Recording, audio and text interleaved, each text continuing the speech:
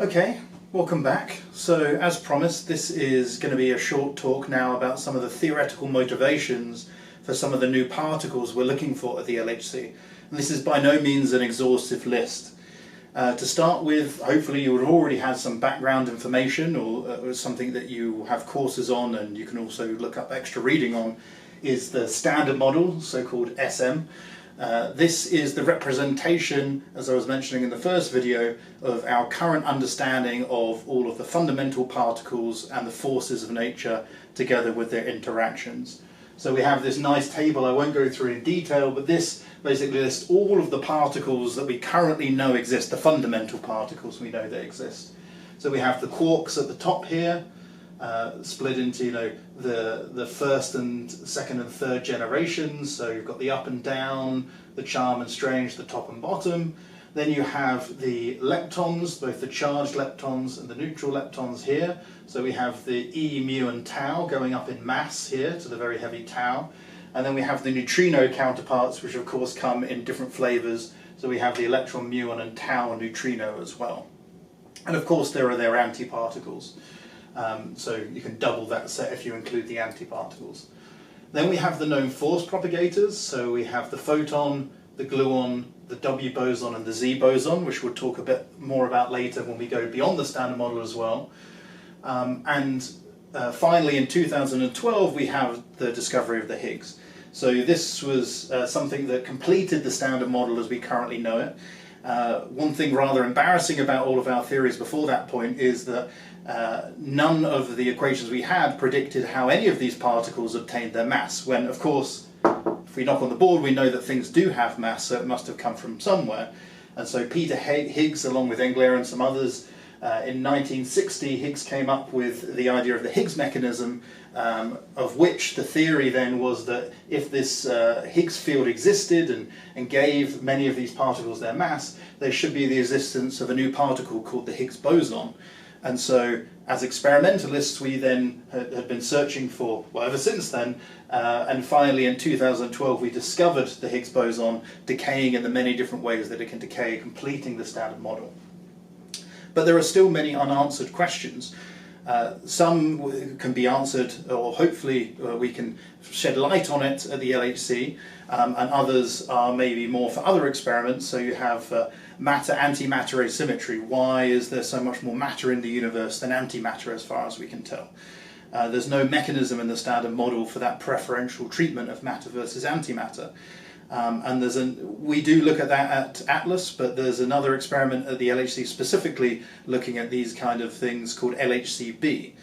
There are other questions like, why is so much of the matter in the universe seemingly made up by dark matter, and fundamental to us, what is dark matter?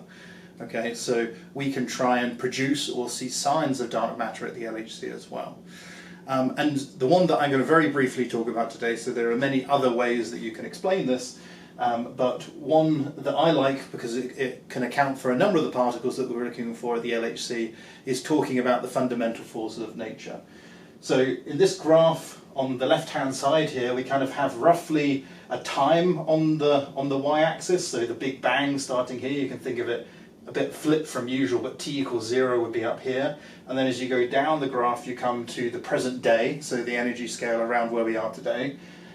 So in that way you can also think of this as an energy scale as well. So around the Big Bang, just after the Big Bang, of course we had an extremely hot, dense, small region of the universe, so extremely high energy. And as the universe expands and cools down to what it is in the present day, we have a relatively low energy density environment. And in our everyday life as we see it now, we observe four fundamental forces of nature, which you're probably familiar with. So electromagnetism, which is the force propagated by the photon. We have the weak force, which is mainly responsible for things like radioactive decay, like beta decay, which the W and the Z boson take part in. You have the strong force, which is the force that binds nucleons together, so within protons and neutrons. You have gluons going around transmitting that force of the strong force. And then we have gravity. Although gravity, as far as we can tell, might be different from these other fundamental forces of nature. So we currently actually have never observed a force propagator particle for gravity. So we'll talk a bit about that in a minute. So at our present day, we observe these four distinct fundamental forces of nature. But the LHC and other particle colliders are, when you hear them being called a Big Bang machine, a part of the reason for that is that we're colliding protons together at such high energy that we're essentially reaching back in this graph. Okay, so back further in time, essentially to higher energy. And so it's already known that around an energy scale, this is a unit you'll become used to, but an energy scale of around 1 TeV, we see that two of these fundamental forces of nature, electromagnetism and the weak force, actually become one unified force called the electroweak force. And this is actually where these three particles actually have fundamental parts that make them up. But for the interest of this discussion, you can know that at an energy of around 1 TeV, we know that there's this force unification. So the natural question might then be, well, what about the other forces of nature?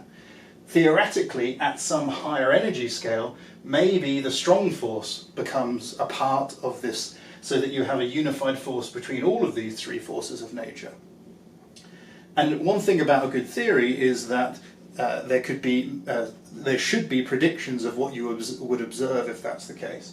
And so in many of these theories where the strong force unifies is called a grand unified theory, and in most of them there are some extra very heavy particles that are similar to the standard model W and Z but have a much heavier mass. So they can decay in similar ways, but they have a much, much heavier mass. And so therefore we generally call these a W prime for a charged heavy boson, or a Z prime for a neutral heavy boson. So if we observe those at the LHC and we can go and look for them, then that might be a sign of a grand unified theory. Actually, related to dark matter, you could actually have it that your QQ bar system maybe creates a dark matter particle that we haven't observed before. Sorry, it could create a Z prime particle, I should say, and that Z prime might itself decay into dark matter, which we would then see as missing energy. So actually, these new particles can also be a portal, as it were, to dark matter explanations as well. So those are some particles we can look for at the LHC. And theoretically, if you went to even higher energy scales, and again, we don't know this to be the case, this is just a theory. You know, if we see it happen somewhere, then naturalness says maybe it happens with the other forces. At the extremely highest energy, you may even have gravity join in as well, and have then the so-called theory of everything, the TOE, where you have one unified force. And through many other explanations, not just this, but there are other possibilities, you would observe then a force carrier for gravity called the graviton, and we can look for that as well. So again, it isn't strictly necessary. Maybe gravity is a space-time geometry rather than a particular description of nature. Maybe there isn't a particle associated with it. But if it were, then there are theories that describe how that could come about, and importantly, as experimentalists, how we could look for it. Okay, so now we have, to some extent, motivated, in a very brief summary, some of the new particles that we can look for at the LHC. So the question is, how do we look for them? So conveniently, as I've described this on the right-hand side, like we can create the standard model particles, the LHC at a high enough energy scale would also be able to create through QQ bar production a Z prime particle at a higher mass. Or it could create a graviton, for example. And theoretically, just from the way that these fit into the theories, most of the time they would decay back to standard model fermions, including, for example, an electron pair. Okay?